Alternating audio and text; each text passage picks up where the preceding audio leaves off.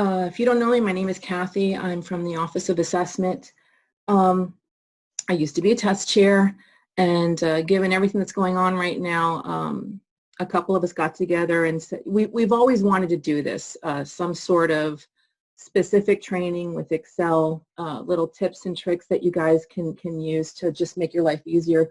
So whether you're a novice, a beginner, or pretty advanced, I've noticed even when I sit in on other sessions, like maybe Dharma has done or Jennifer, the new person in our office, I'm always coming away with tiny little tricks that I never thought of before, things that I hadn't thought to do. So I've been able to get some things out of this. So hopefully you can too. Today we're going to talk about pivot tables. And I know you might have heard of them, maybe you haven't used them, but I just want to show you some very easy, basic ways to use them to help sort of summarize your data as you're getting ready for testing. Okay, I hope you can't hear that something's going on outside, but by the way, this is informal. If I do something and you need to stop me, please make sure that you let me know and just say, Kathy, can you back up or can you slow down? And I'm more than happy to do whatever it was I did over again. So again, just if you have some noise in your background, if you don't mind, mute yourself.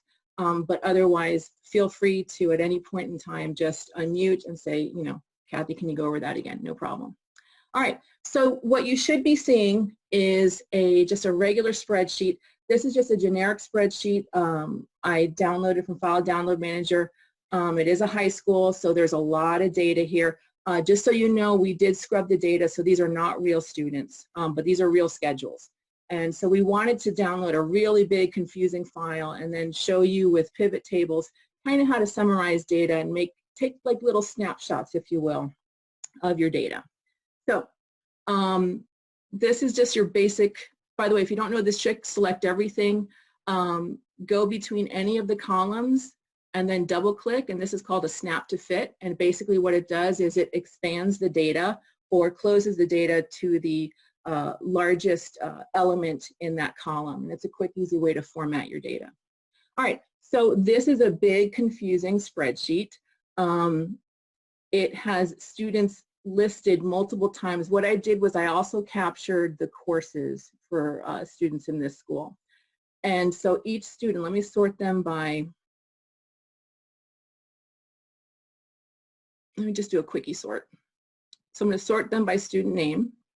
And each student is listed multiple times for each course that they have. And in this case, this school happens to have 8 periods. So you're going to see each student listed 8 times.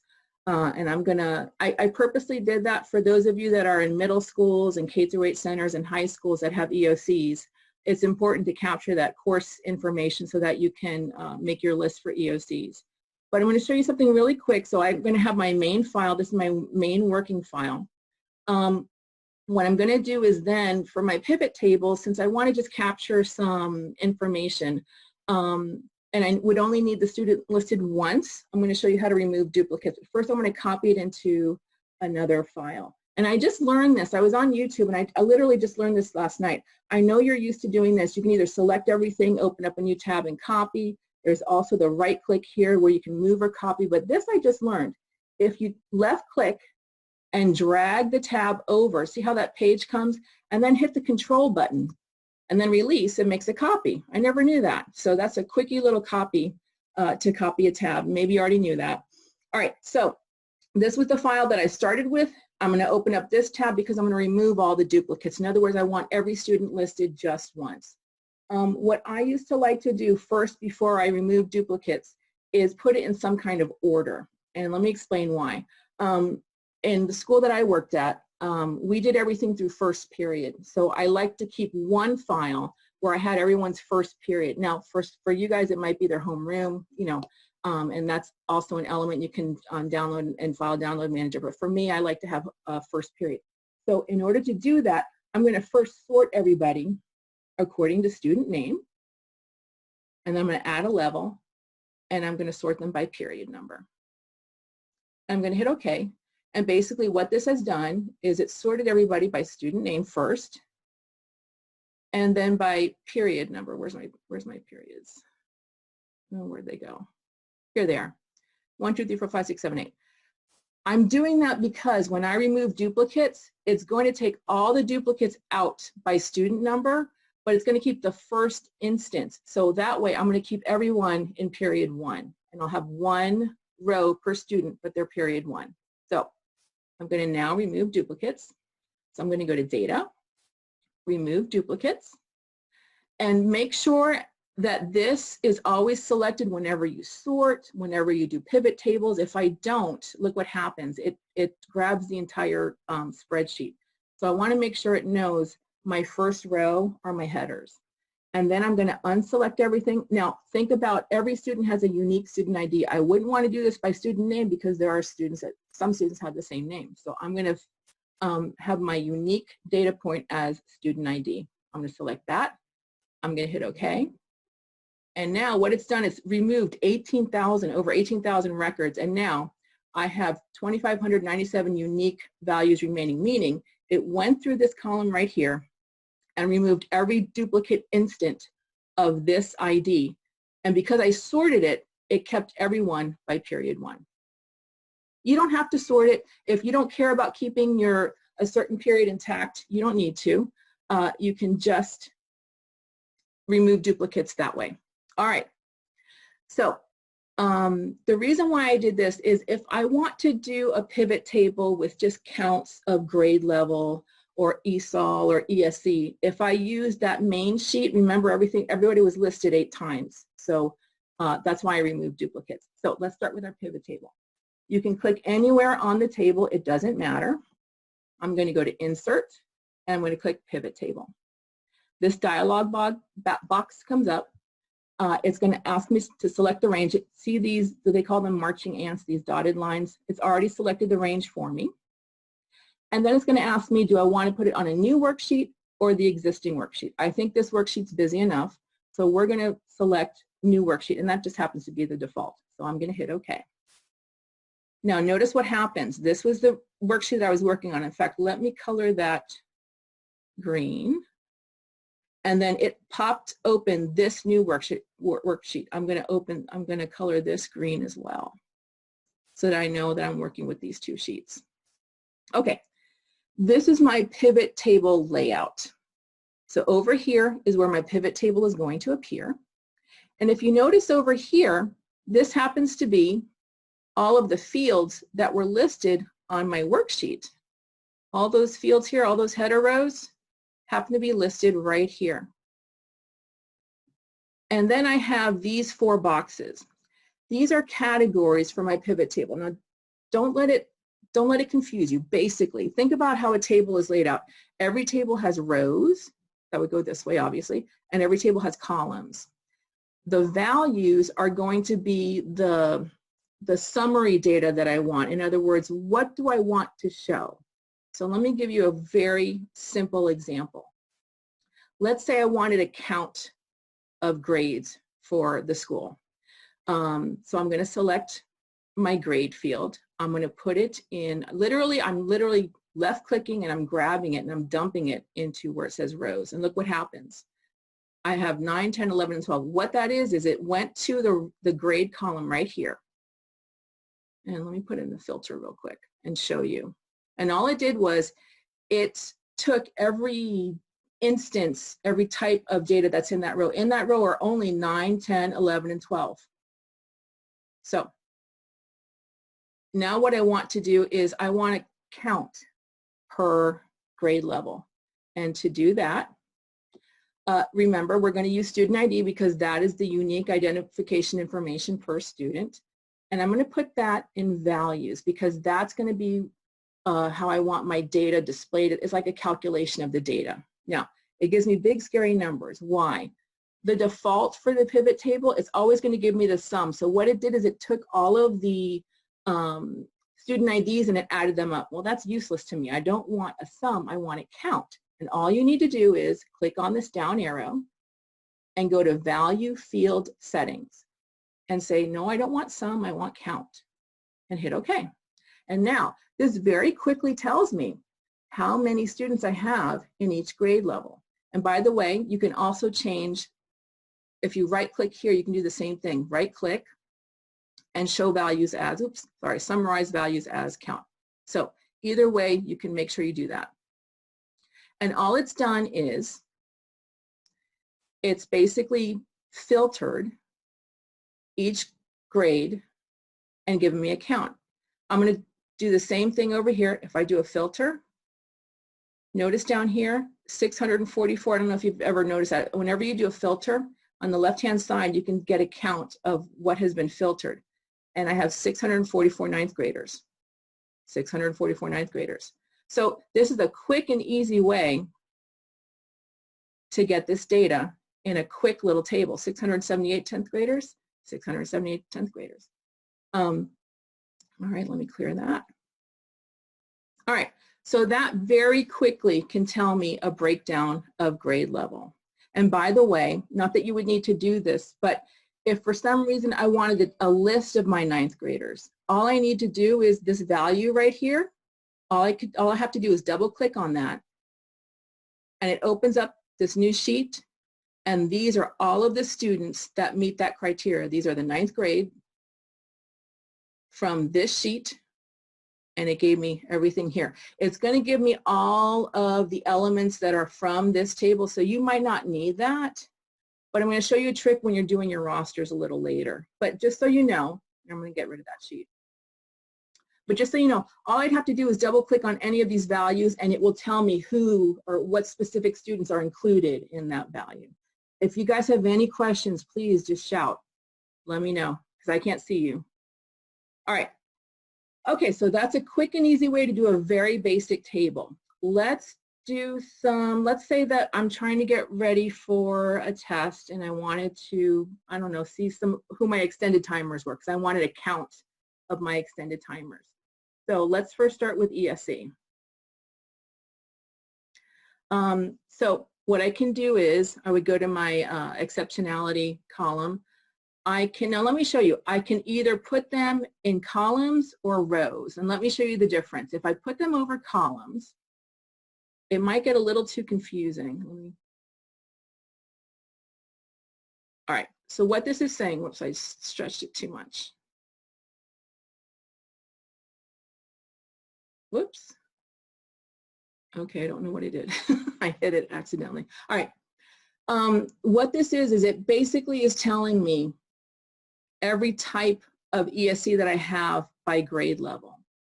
If I don't like the way this looks, by the way, do you see how my field settings are disappearing? Anytime I click off the pivot table, they'll disappear. All I have to do to bring them back is click on. I don't like the way this looks, so maybe I want to switch these up. Maybe put grade over here and exceptionality over here. Now this tells me in ninth grade, and I forget all of these different exceptionalities. I know K is SLD, I know J is EH, I forget some of these other ones. But this tells me a specific breakdown per grade level. These are my blanks. So in other words, in ninth grade, 521 students don't have an ESE exceptionality. So if I wanted to get rid of that, see these two drop downs here? These are filters. I can apply a filter there. So if I wanted to get rid of the blanks, because I really don't need to see that, I can click on that and deselect where there's a blank. And now it's just going to show me the exceptionalities. I'm going to hit OK. And there we go. So it gives me a breakdown per grade level if that's what I needed.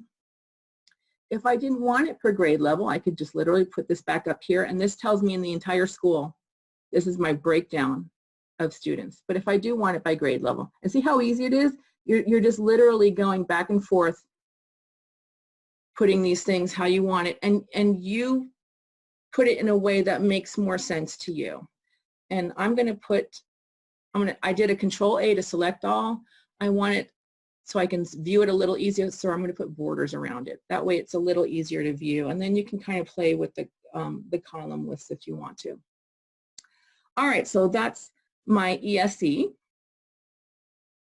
And if at any time I just wanted to see by grade level, I'm going to put it back this way. Let's say I just wanted to see my 10th graders. This is a breakdown of my 10th grade exceptionalities.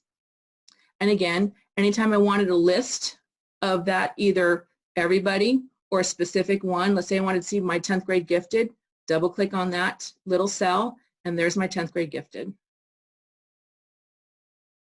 Okay, let me get rid of that. All right. And by the way, another way to put a filter, see how I can play with this filter right here? Now I can select all my grades. I can do the same thing. If I go over to grade, I can apply the filter there as well.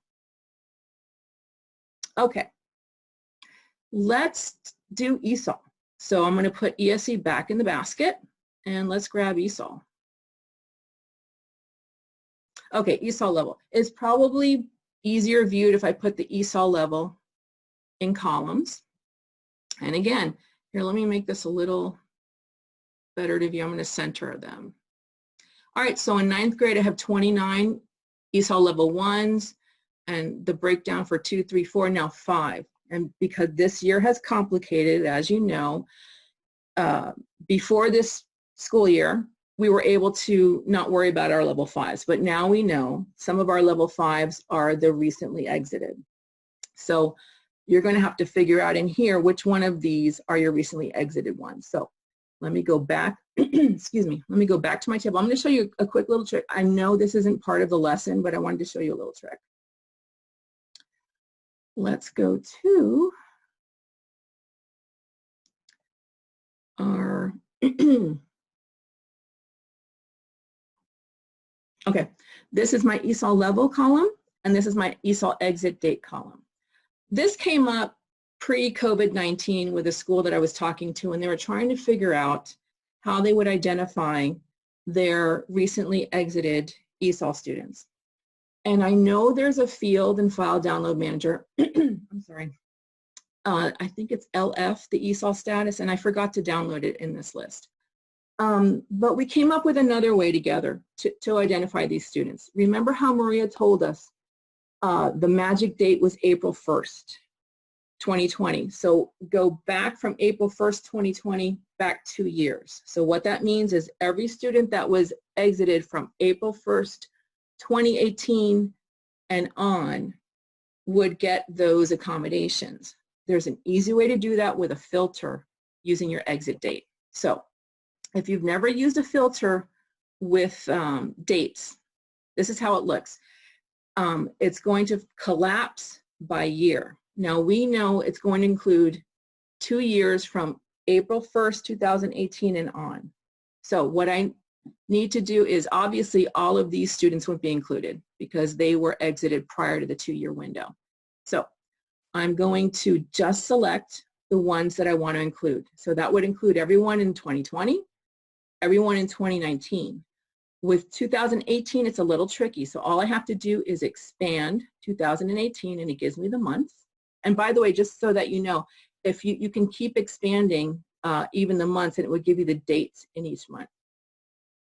So I know that from April 1st, 2018 and on, those students are going to be included and have accommodations. So that wouldn't include January, February, or March. I don't happen to have April here, so I'm going to select May, June, August, September, October, November. And by the way, those of you that are not at high schools are constantly exiting ESOL students. I know a lot of other schools have like a mass exodus in June. In high schools and maybe in other schools as well, it's constantly a turnover. So I know it gets a little bit more complicated. But these would be the students included in my 2-year window. And I'm going to hit OK. So it happens to be 216 students. And so that I can include this in my pivot table, I'm going to rename this, and you can rename it anything you want, but I'm just going to rename this LF. And I'm going to copy this.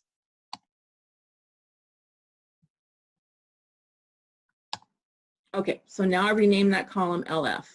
So now in my ESOL column, I have 1, 2, 3, 4, and LF means my recently exited ESOL students. So I'm going to go back to my pivot table. I've added a new feature. I don't have to redo the pivot table. All I have to do is go back to my pivot table menu and hit refresh. And look, the LF is now included. What it's done, it's gone back to my table and scooped up anything that I've added new. So now I can go to my filter. I can get rid of my blanks. And remember, now I can get rid of my 5s because remember I put that filter and I changed that column to LF for any student that was within that 2-year window. So I'm going to deselect 5. I no longer need that. And now I have a list. These are going to be all my extended time ESOL students. So this would give me a count. Okay, I know for grade 9, I'm going to have this many students. So this would help me when I'm starting to schedule my days. This would also be something good. Remember the certification tool that I apologize. I'm the one who sends out the notices for that. Yeah, I got the short straw for that one. And you know how you have to kind of plan out your testing window when you're doing computer-based testing. This would be, a pivot table would be great to have for that because then you don't really have to get into the nitty-gritty of scheduling everything. You just have numbers that you can kind of, you know, give an estimation of how many students you would be testing per day. All right, so those are basic pivot table functions. Any questions so far? Okay, and then, you know, things like 504s. Let's say I wanted to know how many students have 504. So literally, I'm going to drag 504 into my columns. I don't, and remember, here's where my filter is here. I can also put a filter right there. Oops, hold on, I've got someone new coming in. Okay. So I'm going to get rid of anyone I just don't want to see. I don't really care about the blanks and I don't care about the no's. And these are my 504s. And if I needed a list, I would just double click on this and there's my list. I'm going to get rid of that. And then with 504s, I might want to check accommodations. So I've got my accommodations codes field. And just a word of caution, the more fields you start putting in your pivot table, the more wonky it kind of gets. So you have to kind of play with it sometimes. So I've got grade level and I've got 504s. Let me see how I can fit accommodations. I could put it underneath my grade. And what it'll do is it'll add a row and see what it did here. So this is 9th grade. Here, let me collapse everything else. Let's just see 9th grade. So this is my 9th grade. What this means, and these are the types of accommodations. 9 means other, and that could mean a bunch of things. So remember, you'd have to really sit with your ESE person and just to make sure you have the right accommodations.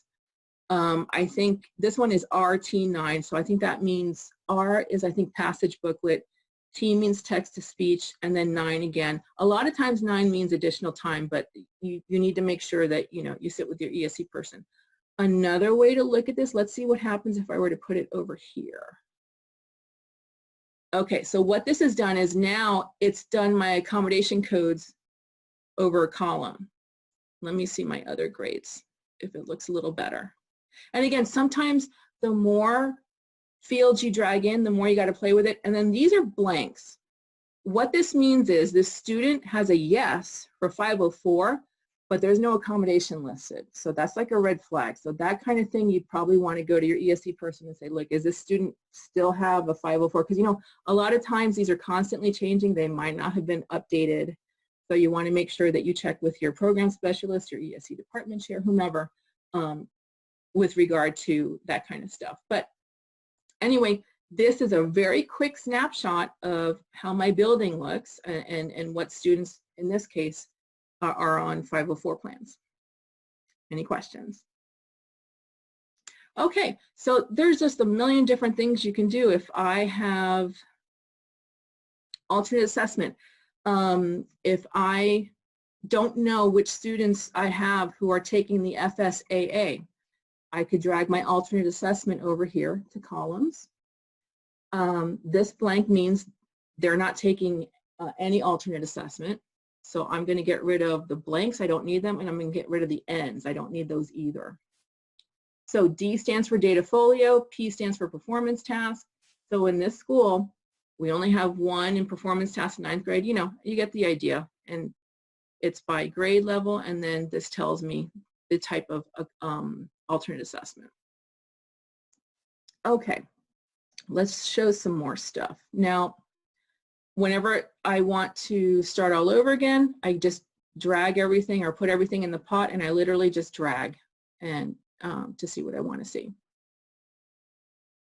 All right, let's do something with that big file.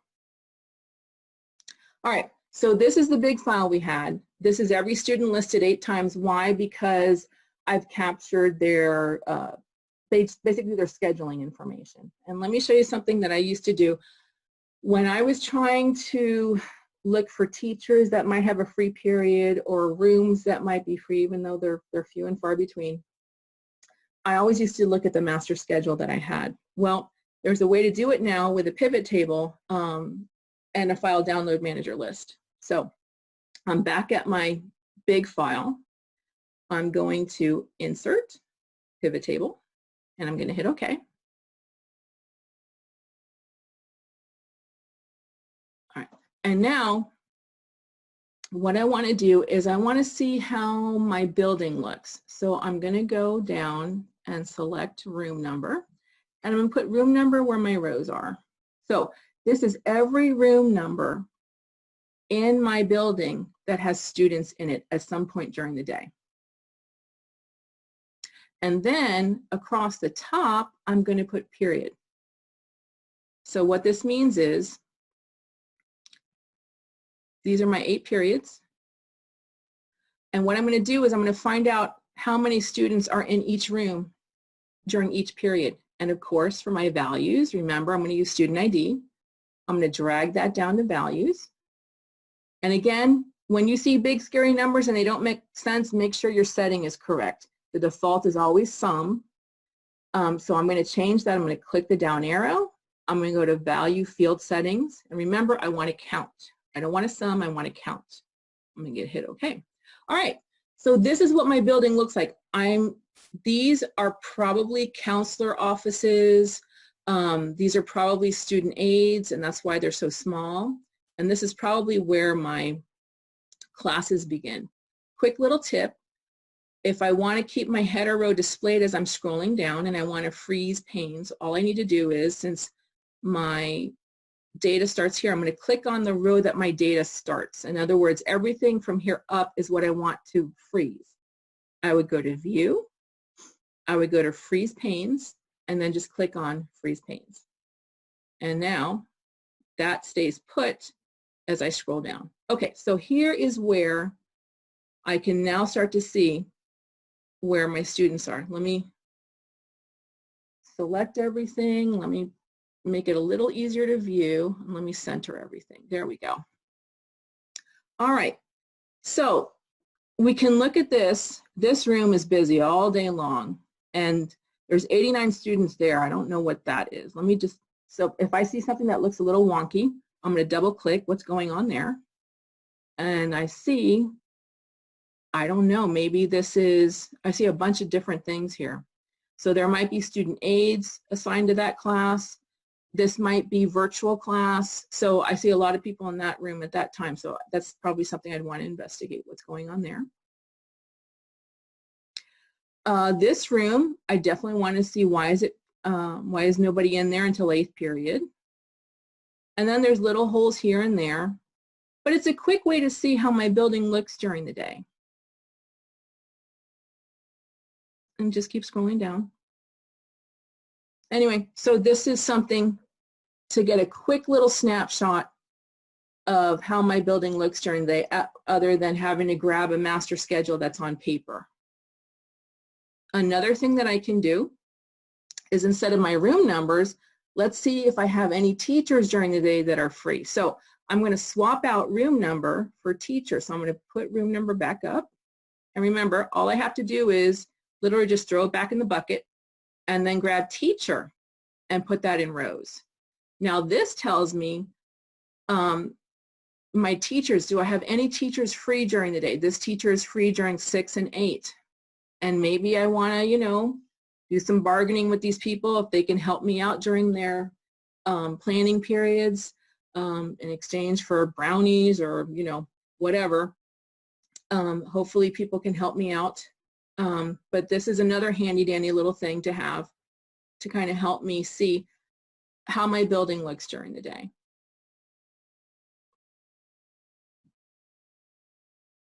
Okay, any questions so far? All right, let me show you one more thing.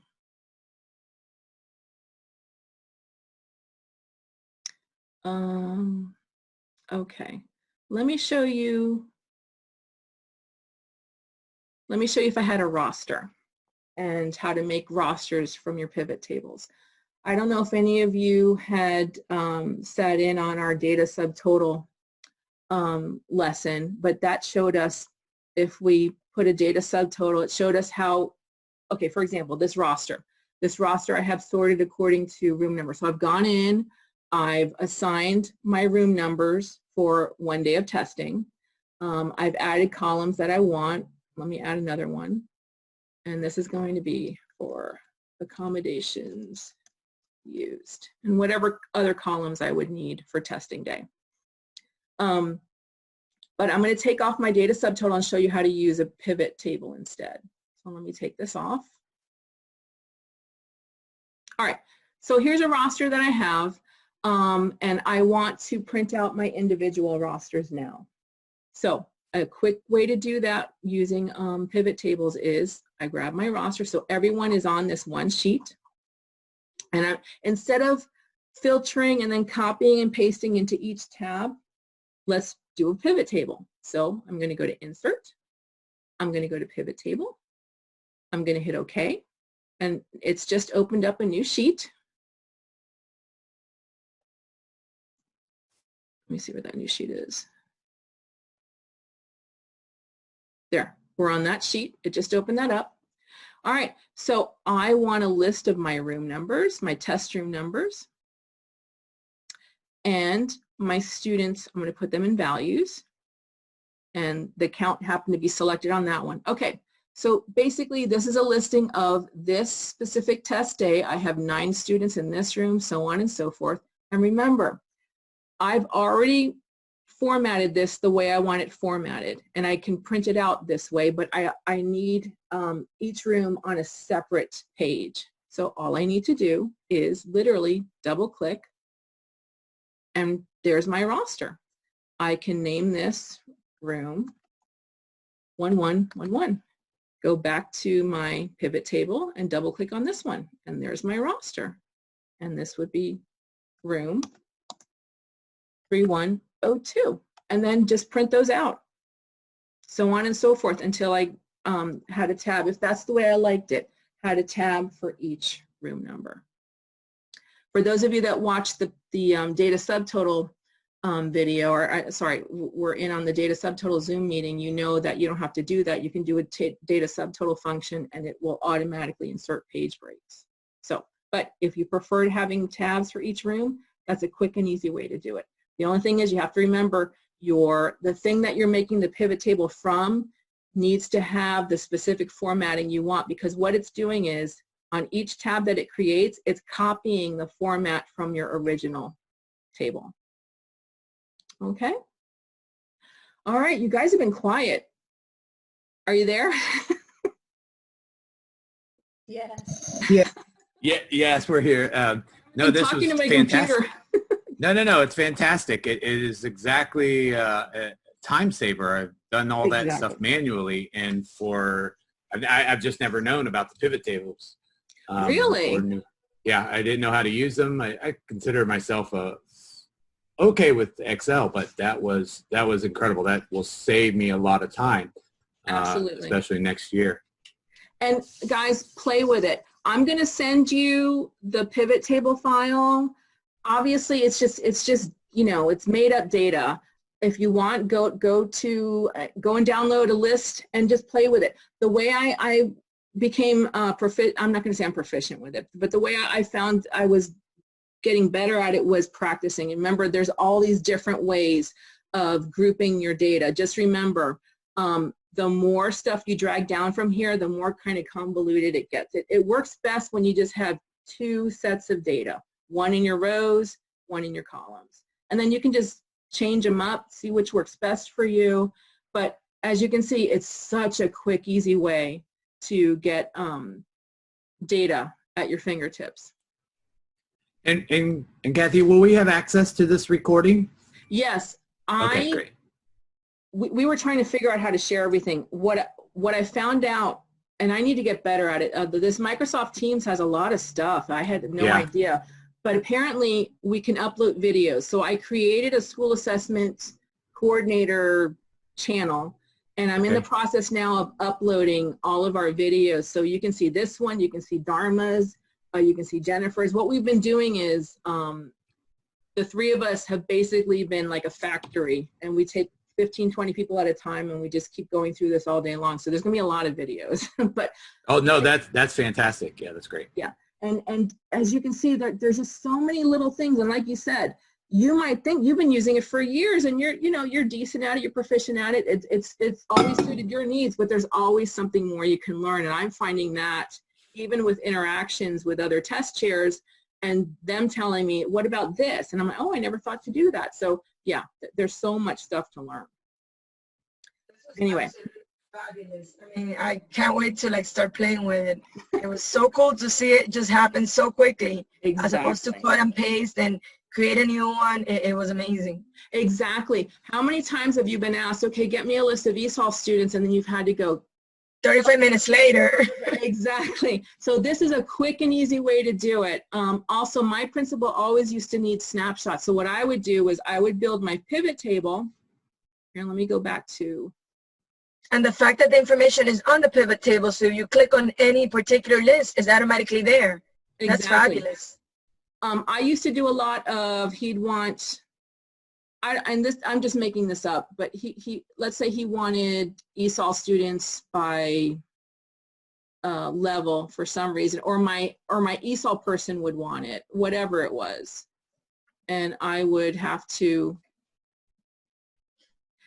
what I would do is I would copy and paste this into an email and send it to them. And it's just so easy, so easy. So any questions, guys? I noticed there's one question about the data subtotal.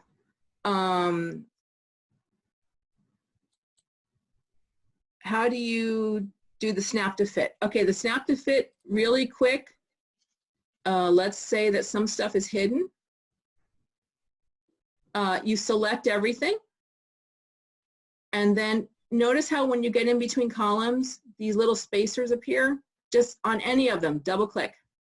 And then what it does is it automatically snaps every single column in your worksheet to the largest, I want to say the largest width of whatever's in that column.